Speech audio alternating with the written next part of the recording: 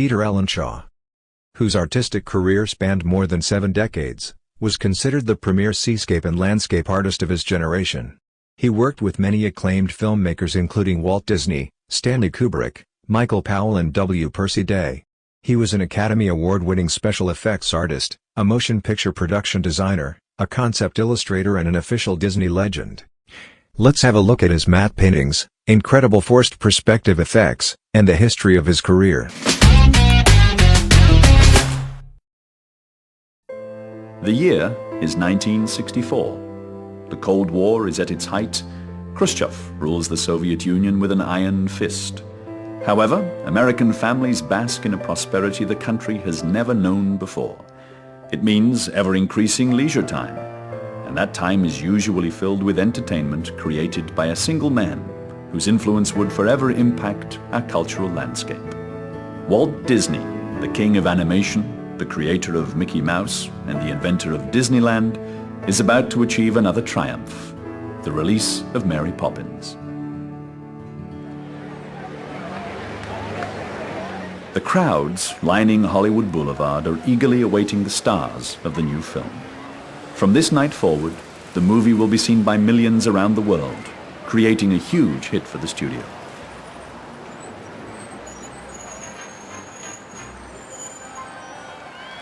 Mary Poppins launched the film career of Julie Andrews, brought the comedic antics of Dick Van Dyke to a huge audience, and indelibly burned the song Chim Chim Cheree into most of our minds. It also enchanted us with many memorable visual effects. Walt Disney had taken over 10 years to convince author P.L. Travers to let him bring her stories of the magical English nanny to the screen. After casting Julie Andrews and Dick Van Dyke, rehearsals began. In keeping with Disney's long-standing production philosophy, the film was to be shot entirely at his Burbank, California studios. But before the filming could begin, hundreds of illustrations and sketches had to be created to help define the look of Edwardian London. To add the storybook style and the unique magic of Mary Poppins, many intricate and complicated special visual effects would be required. The movie was a huge success and would go on to be nominated for 13 Academy Awards, eventually winning 6. The newcomer to film, Julie Andrews, of course, won for Best Actress. The songwriting team of the Sherman Brothers won for Best Score and Best Song. And for Best Achievement in Visual Effects, Oscars were awarded to Hamilton Luske, Eustace Lysette, and Peter Ellenshaw. Peter Ellenshaw is a self-taught artist from England. Schooled in the visual effects technique of matte painting, he had come over from the British film industry just 10 years earlier. The Academy Award that evening reflected Peter's ability to create the fantasy of turn-of-the-century London for modern audiences. What was not evident to the film-going public at that time was Peter's ongoing contribution to numerous Walt Disney projects, from specialty work for the newly built Disneyland to astounding special effects shots involving miniatures, painted backgrounds, and camera optical tricks. One of the most exciting things I think ever happened to me was when I first met Walt Disney. We made the wonderful part was that with Walt, that he either accepted you or didn't accept you, and if he didn't accept you, you felt very bad. But he was very nice and we had a great rapport.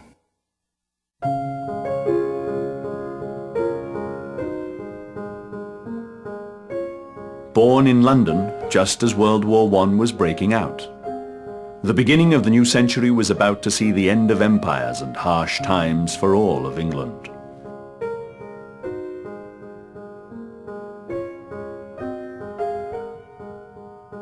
Peter was raised by his mother alone.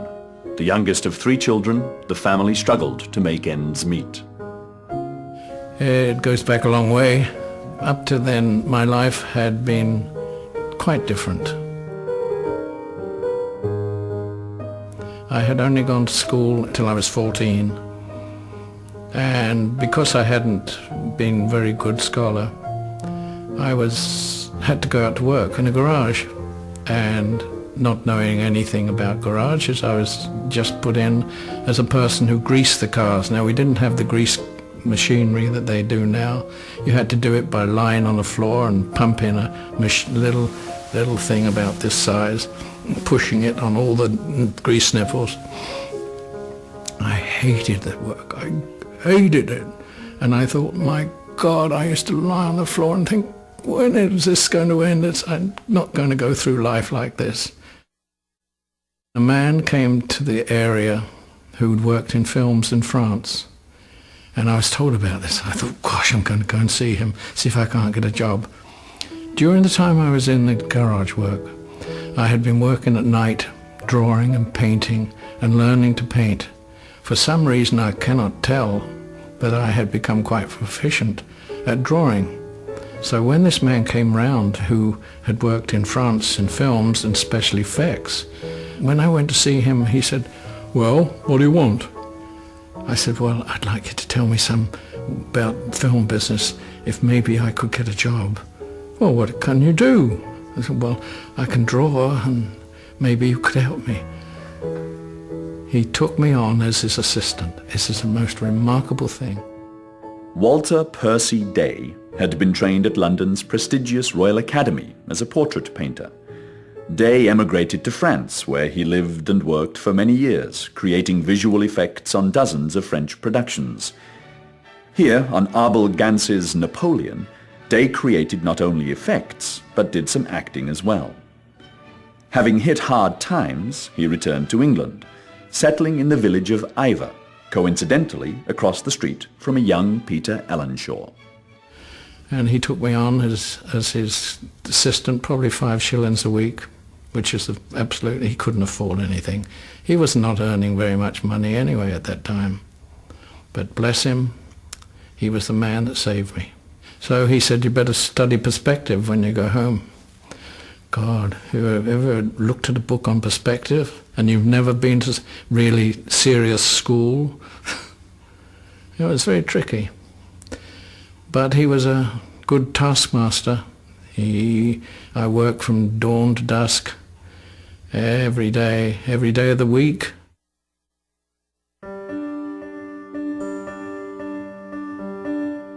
Before we go much further with our story, we should explain a crucial special effects technique that was Peter's forte and has been widely used from the early silent pictures right up to today.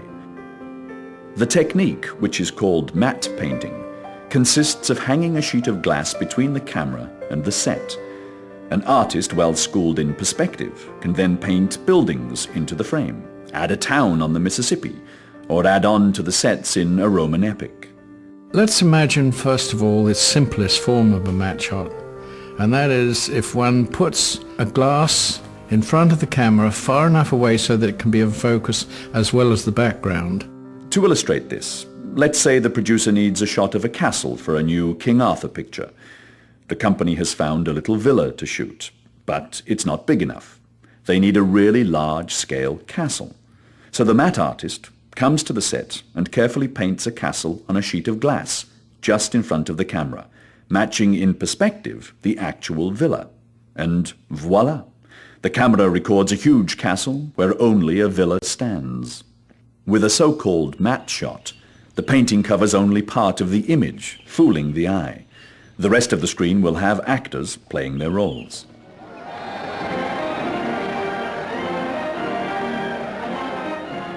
By the way, the only reason why you can't tell it's a glass shot is thankfully that we only have one eye.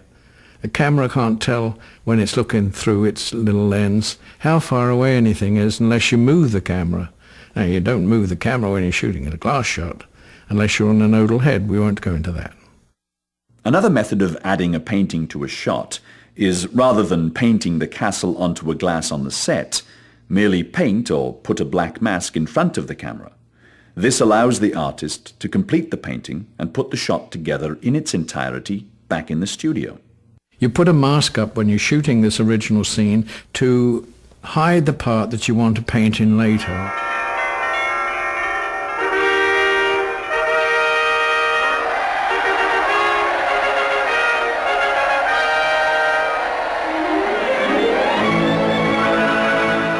Now you can paint the actual painting onto that black mask. By utilizing paintings that look so photographically real, film producers can save vast amounts of money by not having to build enormous sets or find expensive backgrounds. Even foreground window frames can be a matte painting. Fiddle-faddle.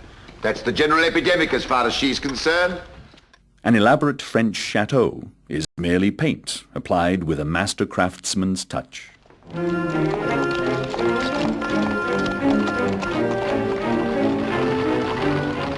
Peter was now working on numerous films alongside Percy Day's two sons, Arthur and Tom. Working out of a small studio built in the garden of this village house, the four men added a second story to the house. But even that was not enough to handle the ever-increasing demand for Mr. Day's talents. The small group then moved into the newly built Denham Studios. They created effects for many films produced by Alexander Korda, including Things to Come in 1936 and The Thief of Baghdad, England's first Technicolor picture. And from then on, I never looked back as regards my joy in work. The reason why I love films is because it contrasts with my earlier life. By the way, I've forgotten, this is rather important. My mother went to work for Mr. Day as a housekeeper because he was a widower, and this eventually led to my mother marrying Mr. Day.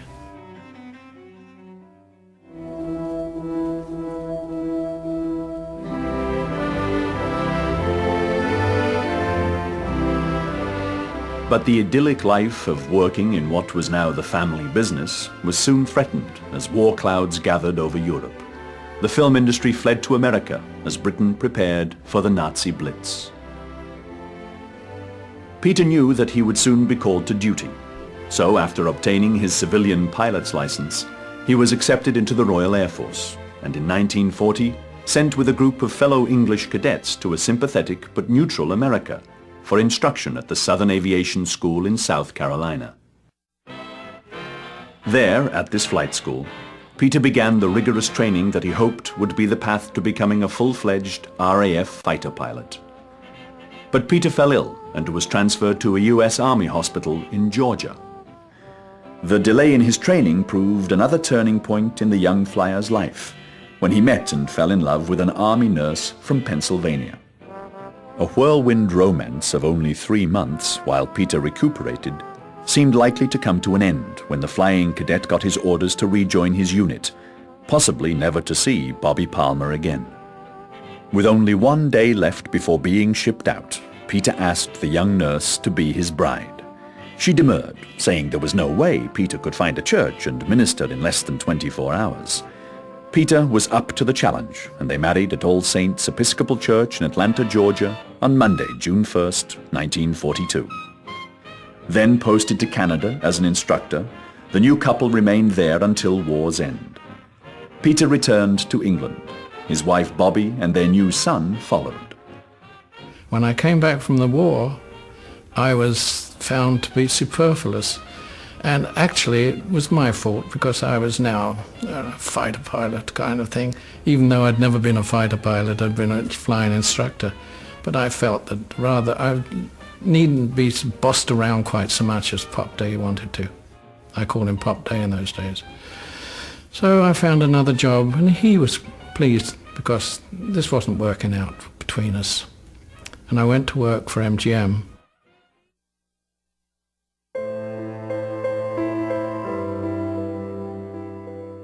The production Quo Vadis was shot in Rome.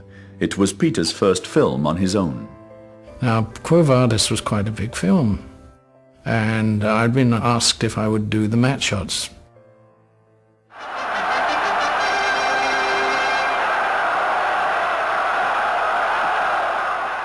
I think the mattes in Quo Vadis were good. I had learned to paint, and I was now confident that I could paint anything and still make it look real. I had a job, number of other jobs, but finally I had the cream of the crop. Walt Disney came to work in England, and he made Treasure Island. Treasure Island, He considered that he was advanced, he was ahead of his time anyway, as we all know. And he considered matte shots would help in Treasure Island. We wouldn't have to go to an island. Disney produced Robert Louis Stevenson's classic pirate story, Treasure Island, entirely in London on sound stages and a few local English locations in 1947. To place the story in its exotic locales, Disney called upon Ellenshaw to recreate the 18th century world of sailing ships and faraway islands. Though only a single full-size sailing ship was available to the production, it was Peter's matte painting that made it look as if it were one of many ships in a bustling seaport harbour. And this was a step forward, I think, in matte painting. And then after that, I worked for Disney in a number of films.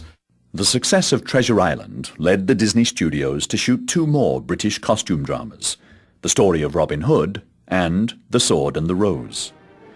The final Disney film in England, shot in 1952 at Elstree Studios, was Rob Roy, The Highland Road. By then, Peter was working around the clock, adding hundreds of matte shots to paint in the sailing ships, cathedrals, castles and towns that dotted the landscape of those times and to make the past come alive. The question everybody asks, and it does get a little funny in terms of life, they say, how long does it take you to paint? For instance, how long does it take to paint a matte shot? Well, I don't know, and it all depends if it's just a plain blue sky or something that is much more complex. Some take longer than others, of course. But I can say that some years ago I painted 62 paintings, very complex ones actually, most of them, in Sword and the Rose. And in 27 weeks I had it done. So in a week you could paint 2 matte shots. Now that's going at a high rate, especially as these were very complex paintings. I only had myself doing it, no one else. So it was unusual. 1953 saw the last British production for Disney, as the company was outfitting its Burbank studios to accommodate larger live-action films, the first of which would be 20,000 Leagues Under the Sea.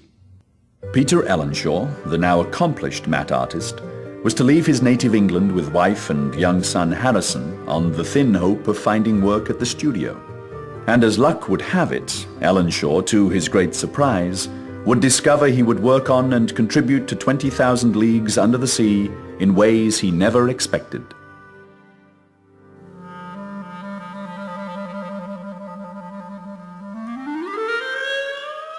In 1953, Ellenshaw was anxious to get to a prosperous America and leave a depressed post-war England behind. He sold his flat, packed up all his worldly goods, and with his family set out for the new Disney studios in Hollywood. But Peter was taking a giant gamble. Walt didn't know that I was coming, so I go to the studio and talked to Fred Leahy. He said, well, there isn't much happening at this time. I didn't think you'd get here this time. Anyway, Walt wants to see you. Now, Walt had a little chair. He sat very close to the ground for some reason. He, at that stage, was thinking he doesn't want to overlook people like moguls do. So he sat close to the ground. It was rather strange to be talking to a man down to a man. He said, I don't know what you're doing here, Peter. There isn't any work for you. Why did you come? Oh, I thought that you'd find something for me. Well, we aren't going to start 20,000 Leagues for 5 or 6 months. Oh, God. Oh, okay, Walt said we'll find something for you, which he did.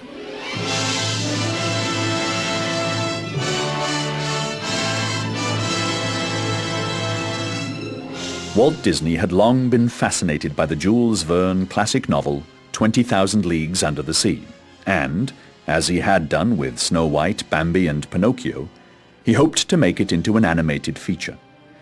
But with the financial success of the early British live-action films, and inspired by art director Harper Goff's Nautilus designs, Disney believed that the time had come for his fast-growing California studio to produce a true live-action epic. This is the Walt Disney Studio in Burbank, California. So at a huge cost to the fledgling studio, new workshops and stages sprang up on the Burbank lot. There would be ambitious underwater photography, both on location in the West Indies, in new tank-equipped sound stages, as well as sets for the miniature underwater photography. The production was so large that Disney had to film much of 20,000 Leagues on other studios' backlots. So now I'm a new boy. I'm nobody, really nobody. I'm just a matte artist. So I've just arrived from England and I'd managed to get in the union through Walt's pushing it. Now the special effects unit had started shooting on 20,000 Leagues. They had a big tank down on stage 3 and I saw what they were doing. Now I'm looking at this stuff and thinking, oh God, they've shone lights straight onto the sub and it looks like a tin toy. So I'm bitching to John Hench. And he said, well, if you don't like it, why don't you do some sketches showing how you'd do it? I said, well, what good would that do? He said, well, it'll do good if you might not realize, but Walt comes round every evening to see what we've been doing during the day. I said, God, really? So I do about 5 sketches of the sub the way I thought it should be lit. 2 weeks pass, and they've shot all this stuff. He let them do that. And then everybody was told to come and see the stuff that they've been shooting on second unit, the special effects unit. Well, we all sat and watched this stuff that I thought, God, this is not good stuff to me. But I shut up, naturally. I was just sitting in the crowd. Lights come up. Walt said, is the special effects man here? Yes, he said, Ralph, this isn't working. And he said, what I'd like you to do is see some sketches that Peter Ellenshaw... God, I thought, it's happened. And he said, Ralph, this is Peter Ellenshaw. Peter, I want you to work with Ralph from now on, and you responsible for telling him the kind of lighting you think it should be. Ralph Hammerus was a special effects pioneer Disney had brought over from 20th Century Fox to work on the effects for 20,000 Leagues. Now Peter had to convince a reluctant Hammerus to begin to photograph the miniatures with more dramatic and somber lighting, often making the shots dark and moody. Things came to a head when Hammerus felt Peter had gone too far. He confronted Ellenshaw early one morning. This isn't going to work, Peter. He said, I told you, I thought you were cutting down the light too much. Now Technicolor says there's nothing on the film. Oh, God, I thought, if it's right, I'm done for. I mean, a whole day's work given over to nothing. Anyway, I put on a brave face and I said, well, I know Technicolor. I've worked with them many years, and I'm sure there's something on the film. They haven't even looked at it because it's dark. So we run stuff in the theater, and there's this somber blue, wonderful, done down, wonderful dark blue color, and then the blackness of the ship comes out. The submarine comes out, and then the ship goes by and gets hit.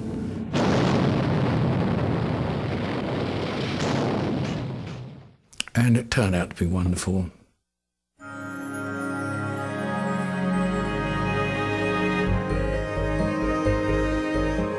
The production moved to the large outdoor tank at 20th Century Fox as Ellenshaw continued to oversee the effects. But I managed to fool them all, and was working for about 3 months. I go to Walt. We're walking down, go to a meeting of some kind. He and I were walking along, and I said to him, Walt, they're getting on fine over at the tank. It seems to me that I can now get on with my mats. There are a lot of matte paintings to do. He said, and burst into a rage. He said, I told you to stay with them. He hadn't told me, he only told me once. And he said, you cannot come back. You have to stay until we finish. God, I thought, okay, I'm sorry. I was crushed.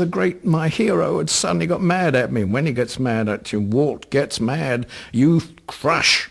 So we're in the meeting. We come out of the meeting. I'm still crushed. Walt pats me on the back and he said, Peter, don't take it so seriously now, but you and he burst into another one of them. So I got hit on the head twice. Now I had to go back to the Fox tank, night time or daytime or any time. I had to paint the mats on large pieces of masonite, huge, 8 feet across, out in the sun, hot sun, by the Fox tank, keeping an eye on Ralph, as though Ralph needed an eye being kept on, but I had to.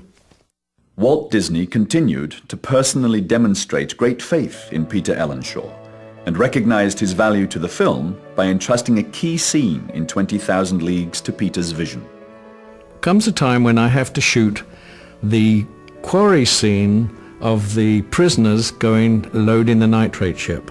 And they'd picked a quarry in a place which is a funny name. It's a true name, Cucamonga. An empty quarry just east of Los Angeles becomes the location for a slave camp of brutalized workers toiling in the hot tropical sun. With the help of longtime Disney collaborator Ub Iwerks, Ellenshaw places the extras in different parts of the quarry and photographs them multiple times through small holes cut in a mask in front of the camera. And just a handful of people turn into hundreds in a single matte painting. But putting it all together was quite intriguing and quite tricky.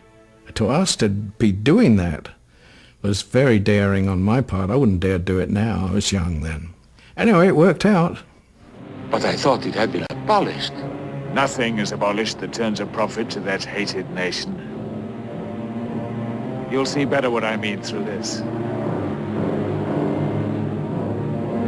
They're loading a full cargo of death, and when that ship takes it home, the world will die a little more.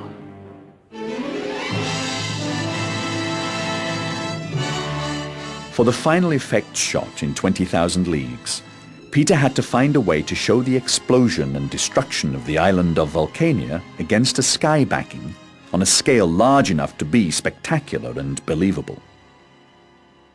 So we got a huge glass, and I paint the top to match the sky, and then we get ready to shoot. Now the sun doesn't come out. It doesn't come out very often at this time of the year in California.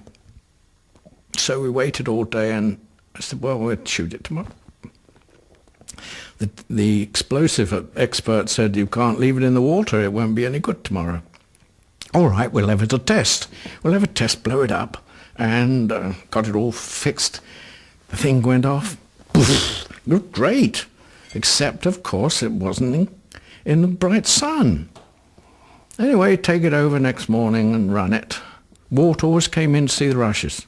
He was always there to see what we were doing. Anyway, I see him walk by, and I, with my usual insouciance, I say, Walt, this is just a test we're seeing, Walt, this morning. Well, all right, let's sit down and let's run it. Okay, sir. We run it.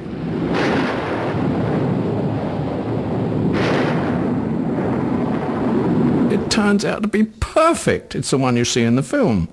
Without the sun, you didn't have a shadow on the backing, you didn't have anything wrong with it, and there was no wind, so the big billowing cloud comes out like a mushroom cloud. Everything worked. So Walt said, well, if that's a test, I don't see we have to shoot any more. I know, Walt, I said to myself, I know, I can see it was good too, but that flash that we saw, we didn't know was any good. For his efforts of skill and imagination, Peter Ellenshaw shared honor with the other men of the Disney Effects Department when they collectively won the Special Effects Academy Award that year for 20,000 Leagues. As the award at that time was given to Walt Disney, he made sure it was kept in a safe place, along with his many other Oscars, his office. 20,000 Leagues at that time was considered, we were a small studio, and we were making a film that other people could do so much better and everything.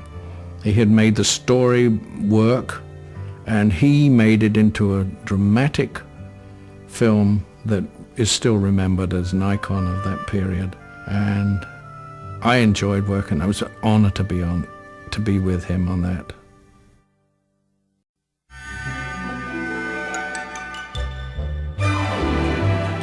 By 1954, The Burbank studio was buzzing with people involved in creating what would become Walt Disney's signature piece, his most ambitious enterprise to date, the creation of the world's greatest family theme park.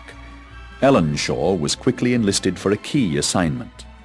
Walt came in and said, I want a map so I can point to it when I'm talking about Disneyland.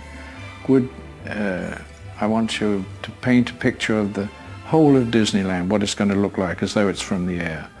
So I got a big storyboard. We had storyboards about 8 feet long and 4 feet high, and I painted the whole of what Disneyland would eventually look like on there. I was a busy little guy in those days. I could do...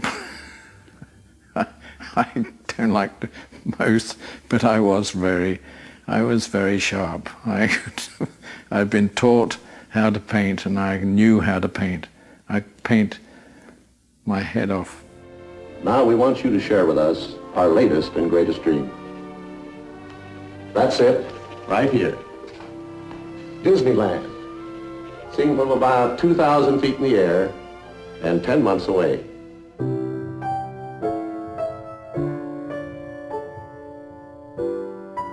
Eventually, Walt had it turned into a postcard. It was the first postcard sold at Disneyland, with Walt standing in front of it. As Disney sought sponsors for Disneyland, he convinced American Motors, the makers of Nash automobiles, to contribute a unique travel film to be shown in Tomorrowland. The film would be 360 degrees in the round and filmed in the American Southwest. I didn't know it's going to happen, and I was called by his office saying, Walt wants you to go and choose the setups. We're going to Monument Valley tomorrow. Peter and his crew immediately left to shoot in the setting of so many famous John Ford westerns, Monument Valley.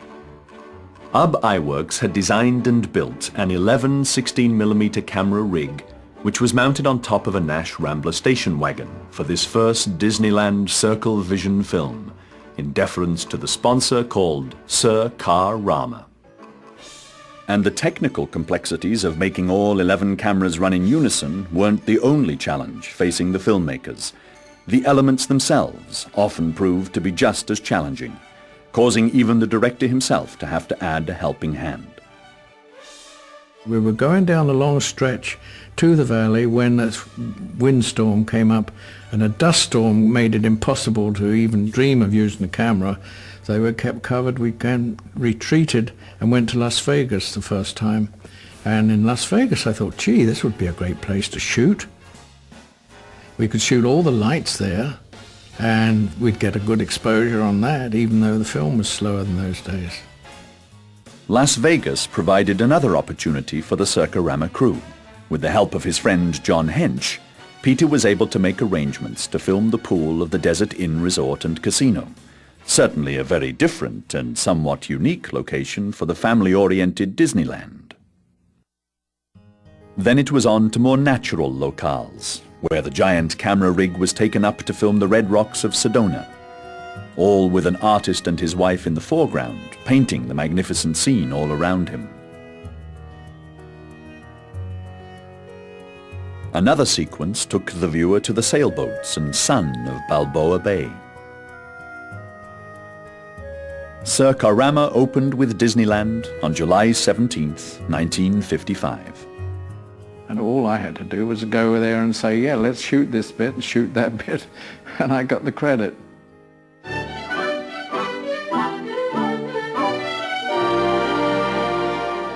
With the addition of a baby daughter, Linda Marie, the late 1950s proved to be a productive time for Peter. No longer considered just a matte artist, he worked with Fess Parker on the hugely popular Davy Crockett series, was a production designer on Johnny Tremaine, as well as a second unit director. Now in 1959, Walt Disney began pre-production on Darby O'Gill and the Little People. Walt knew that Ellenshaw could convert the Disney backlot into rural Ireland.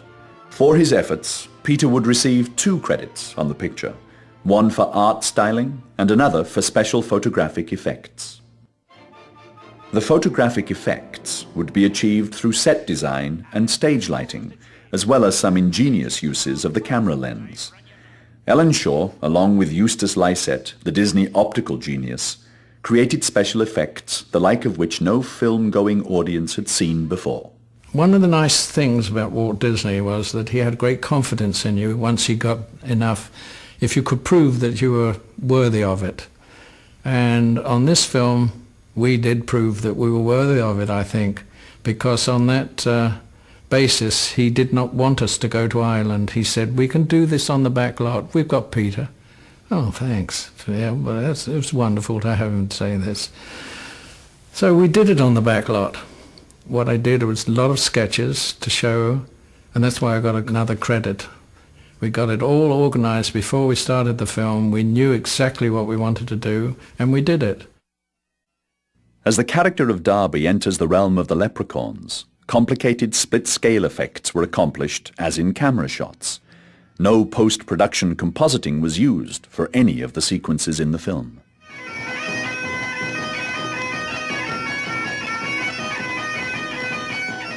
In addition to the complicated split-scale effects for the leprechauns, Peter again had to create from scratch the beauty of Ireland by adding painting to only dirt roads and partial sets. And we did that a number of times. And the countryside, you will think it's countryside. It isn't. It is not Irish countryside, and it has these funny little mountains you get in Ireland with houses built on the top, or castles, as you'll see in it. And that was all prepared beforehand. A great deal of preparation also went into the creation of the sets and camera setups needed to make the actors playing the leprechauns appear to be only 18 inches tall. The process involved construction of vast sets using huge amounts of light and having Ellenshaw's keen eye for matching. Often called forced perspective, this technique had been used in films before Darby O'Gill, but rarely to such a successful degree. Well, in Darby O'Gill, there's a good example of forced perspective, many good examples. What you do is build a set that will match onto a distant set, as though it's all part of one set. The foreground can be steps, for instance, and the distance have to be quite huge steps to match the steps, but also then the people would look very tiny in the distance. How can I give the order on me tied up in a sack? I'll throw you in the river and drown you like a kitten. So the two match.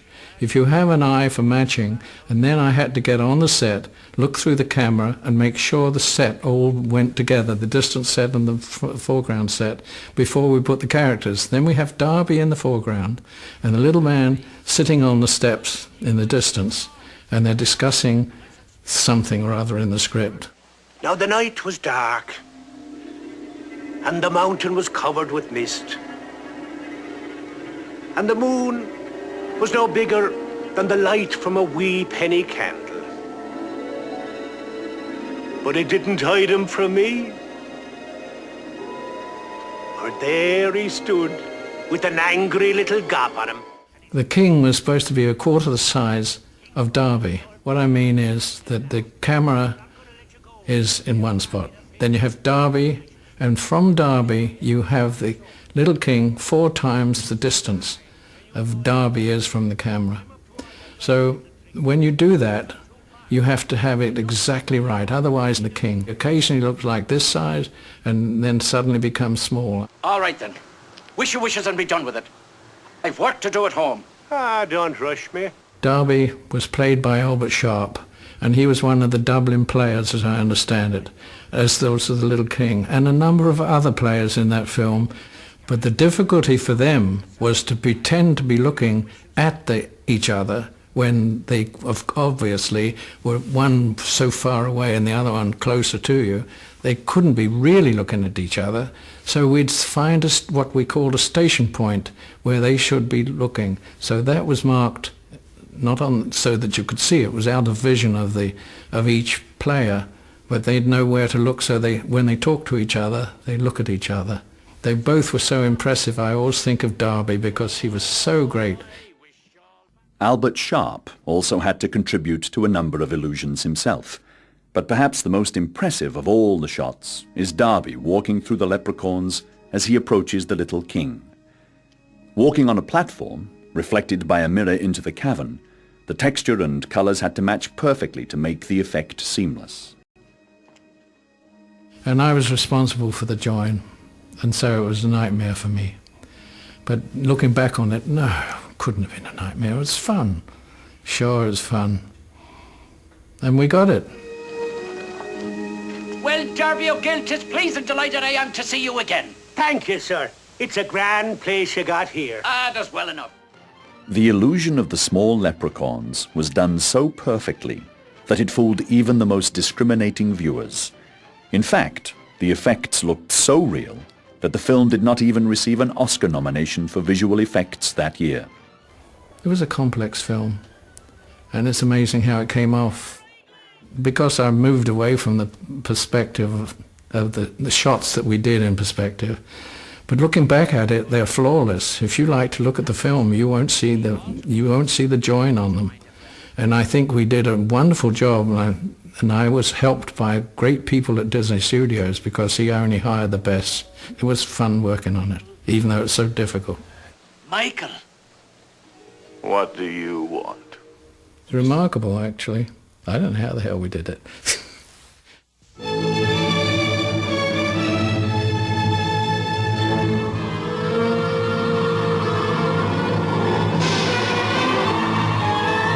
Walt came to me and said, I'd like you to do some pictures of the opening scene in Swiss Family Robinson. Do some sketches and show me, and then we'll see. So I did that. He looked at it and said, oh yeah, if you can bring it off, it's okay. Oh, if I can bring it off?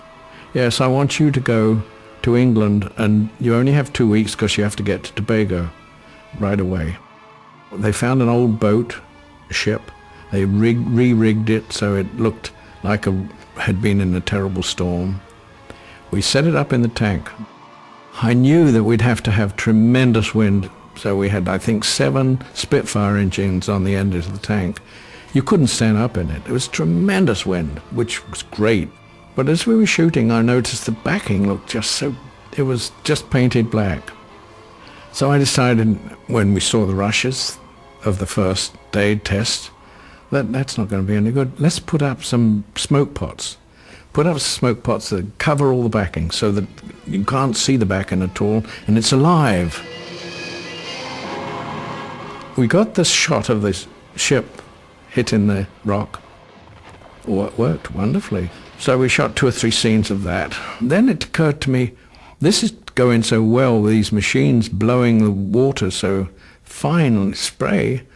Let's go a close-up of the ship. Now, we'd never done close-ups of the ship, of a model ship in the storm. So we did it. It really worked. And in the scene that you see at the beginning of the picture, there's the close-up of what seems to be a huge ship. After completing the visual effects work in England, Peter was off to the island of Tobago to paint the glass shots. However, his responsibilities expanded when producer Bill Anderson recruited him to oversee the stunt unit, which had fallen behind schedule under the supervision of second unit director and celebrated stuntman Yakima Canutt. We're way behind on the scenes. Yak is inclined to take a scene and improve on it to the extent it's not in the script, and we will never be on time if we don't do something. Now, what I'm going to ask you to do is to make sure that Yak only does shots that are to go in the film. Never shoot anything else. Never. With Canutt continually wanting to stray from the script, Peter found himself in a daily struggle to keep things under control. 5 months I was there. It gradually got worse because I got on his nerves. I was looked upon with contempt by most everybody, except my old friends that were there. It was a British crew, a lot of British. I wanted to get home anyway. I wanted so much. I would have walked across the water to get home. Back in California with his family, Peter again found time to devote to painting his seascapes, a respite from the rigors of filmmaking. But soon, another great director would give Ellenshaw a call.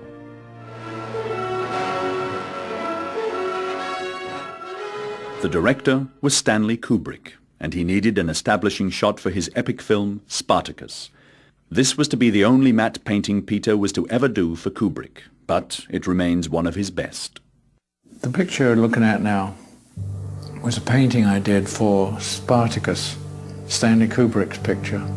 And it's the only one I did in the movie, but it is something rather, I feel, rather unusual because of the size of it and the depth of it. I think this is probably one of the better matte paintings I ever did. And here, what's this here? Something stuck on there. Oh, I know what that is. This is an actual clip from the before the painting was put on. And this is just the shot before the painting was added. I hold it up here and you can see it. The live action is happening on this part here and on this part here. And two different shots were put on together without moving the camera, if I remember correctly. And so that we could show these people up here and then take them down here and show them walking around here on a marketplace. The trick in matte painting, if you know what you're doing, you mustn't make it too highly finished. It just gives the imagination time to work. Really, this isn't like a photograph when you really look at it. It's more alive, I think. So it's as though you're looking out at the actual scene. This is a good example of matte painting done the right way, I think. I'll take the credit anyway.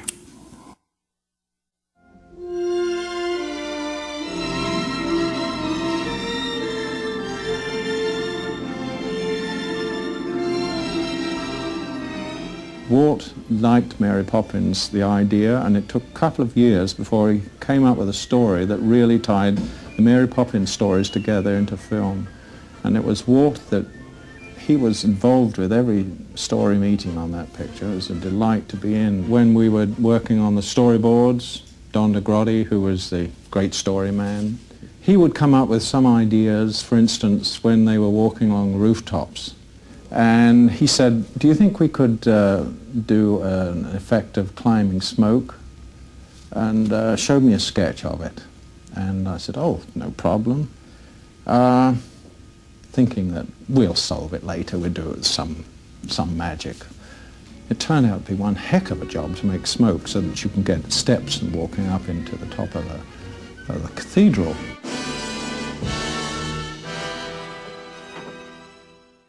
Bill Walsh, who was the producer of Mary Poppins, came to me one day when we were working on Mary Poppins and said, do you know any vulgar dances?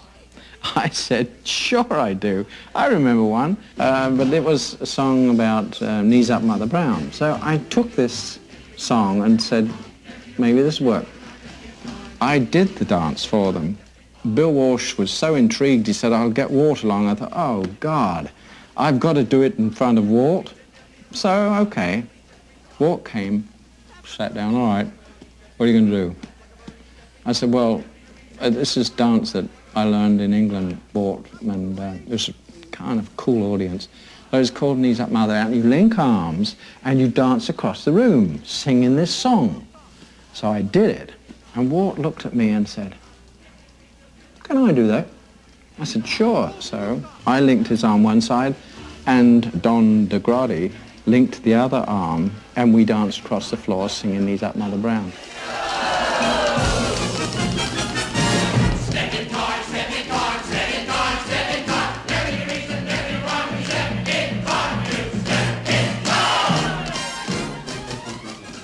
I remember well, only too well, on Mary Poppins, Walt one day saying we'd just gone through the sweeps dance, and this was a very complex scene. I had a lot of work in it. Walt said to me, I don't see any problems, do you, Peter? Oh, I can't. Yeah, there'll be problems. What problems? Oh. There aren't any problems, there are only answers. There's only challenges. Don't you see that, Peter? Why don't you become more of a yes man? He didn't want yes men, but he wanted enthusiasm. One day he tapped me on the shoulder and he said, guys, do you know how I met Peter? No, Walt. Well, I was in London in Trafalgar Square, and there was this young artist painting on the pavement. I said to him, well, that's very nice. Would you like to come to Hollywood? And he said, oh, yes, Governor. And that's how he came to Hollywood. That was a joke of Walt's. He was amused at the thought that I would be a pavement artist. Later on Mary Poppins, I was the hand that was drawing on the pavement. Don't move my muscle. Stay right where you are. Probably because of Walt told, you better get Peter to do that. I told him he was a pavement artist. A lot of people believed it. And to get the effect of London, I had to paint pictures of London seen from the air.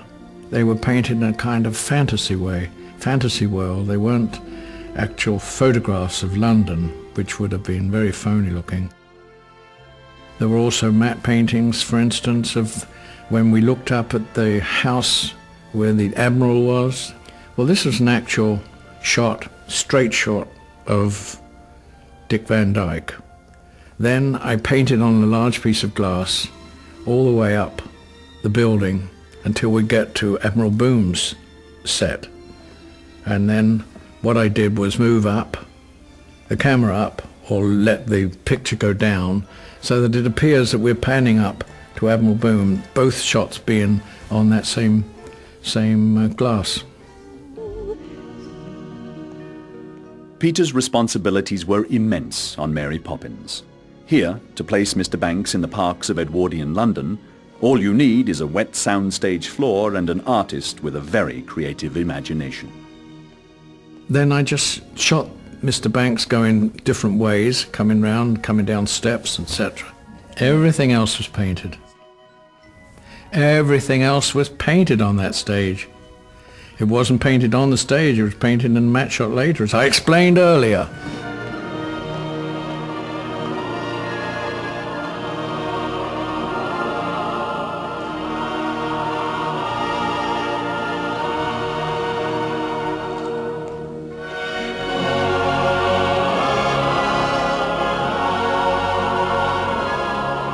On Mary Poppins, Peter finally got to take home his own Academy Award. At 90, he continues to do what he loves most. He paints. But life is exciting if you like to make it so. It was less exciting to be greasing cars, though, I must say.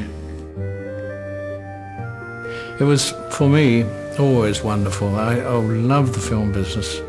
And coming to America, as I had a couple of years before that, I still was in love with the film studios, and it excited me to go there every day. Peter Ellenshaw is an inspiration to a new generation of visual effects filmmakers. A mentor, a teacher whose love for painting and whose enthusiasm for the visual image has been honed and fired by a dedication to his art.